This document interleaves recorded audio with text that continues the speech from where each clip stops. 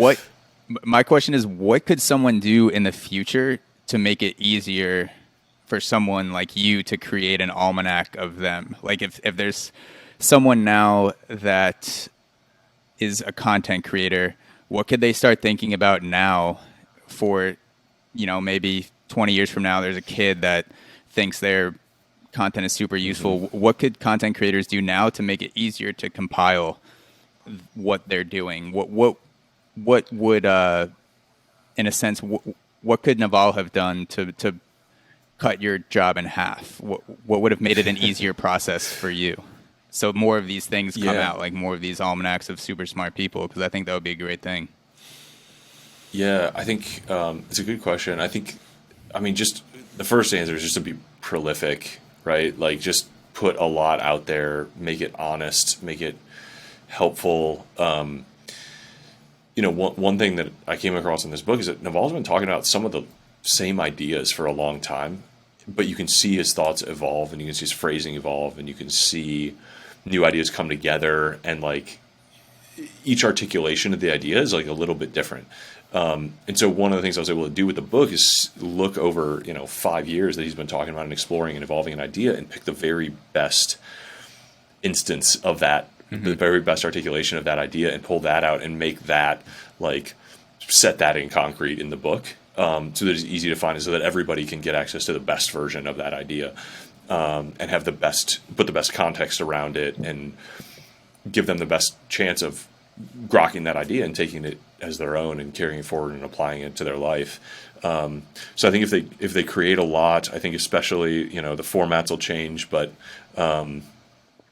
not being afraid to just create and productize yourself and keep that available. The only thing here that I had to ask Naval for was export of his Twitter history, because Twitter only shows you the last 3,000.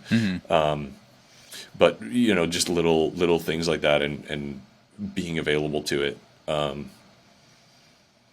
I think there's probably some value to a variety of interviewers too, and like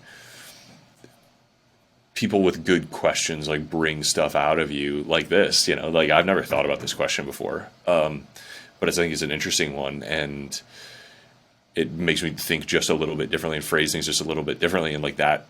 When you're looking at a million words of somebody, and all of their work across all this time, and trying to put together, a few hours of their very best insights they've ever had and shared, like having somebody using different angles and different lenses and asking new questions is really, really helpful and interesting. So it sounds like something that could be useful would be almost having some sort of flow of evolutions of ideas, where if you we're talking about wealth, for instance, you could say, maybe you had a similar quote or blog post on wealth that was in the same area, and each one was more of an evolved thought process than the last. So you could have something on your site that says, hey, this is my most recent thoughts on this, or this is what I've put the most effort into. Yeah. This was kind of me just throwing some stuff out there and seeing if it stuck, and it did. And so I thought about that more and more and more. And this is like my highest form of this idea.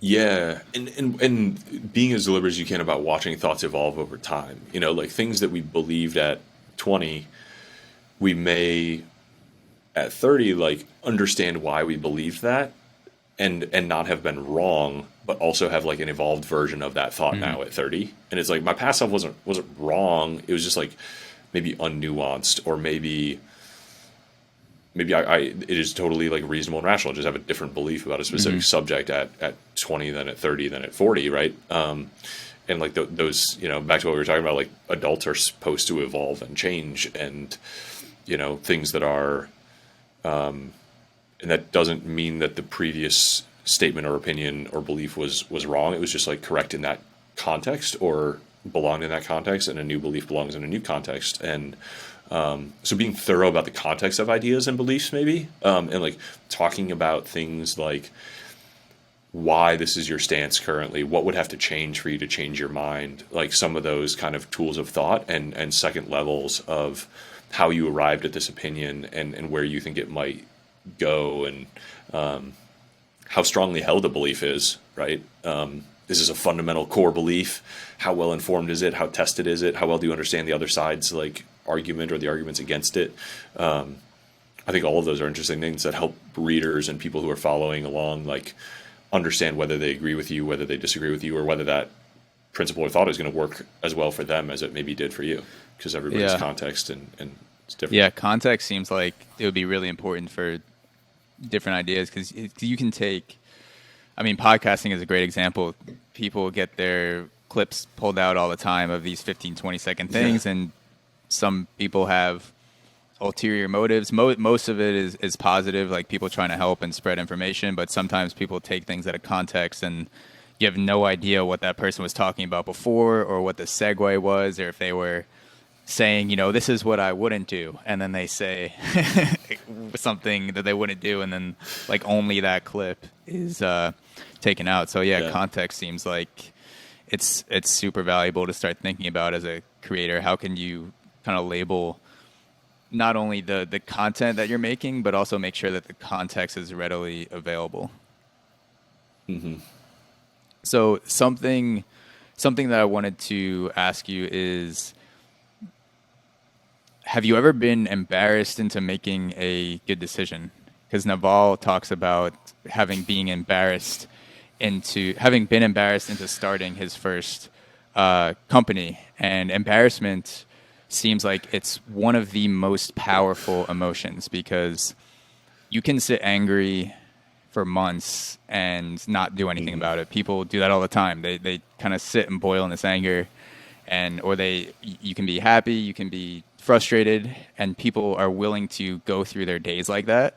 But it seems like embarrassment is special, because there's like this shame that you feel that you're like immediately like, get off me. Like, I can't like take this any longer. Is there anything that you've been shamed into doing or embarrassed into doing that was a positive direction in your life? Yeah, I mean, my buddy Zach, that interview you listen to, like, he embarrasses me into workouts all the time. And that is very effective. Yeah, it is. I mean, I think when I was rowing, like we had a very well crafted competitive environment. I think like my coach really understood how to get the maximum effort out of like 15-year-old boys. And I think like when you stack rank people, like they want to climb, and when you show them how to climb, like, and how to beat the person in front of them, like they're going to work really hard to do it. And like that worked on me in that context. You know, I wanted to win, and I worked incredibly, incredibly hard to like beat the people I wanted to beat. And I think there's a lot of, the carrot is pride and the stick is embarrassment in that context for sure. I was just watching the documentary about the Bulls, The Last Dance, and Michael Jordan, and a lot of that. And I kept thinking, like, I know the like stoic principle is ego is the enemy, but I feel like Michael Jordan just over and over again just like used his own ego against him to make himself win. And like, if there wasn't a personal reason for him to put it all out there every game, like he would just invent one. He would like invent a personal offense that somebody on the team had like committed against him and be like, now it's personal. Like, I'm going all out. Like over and over and over again, just like put it on his back. And that I think is psychologically hard. And like, he risked embarrassment all the time by playing that way. But I think it drastically increased his upside, and like is part of probably what made him a champion, is like learning how to use that for good.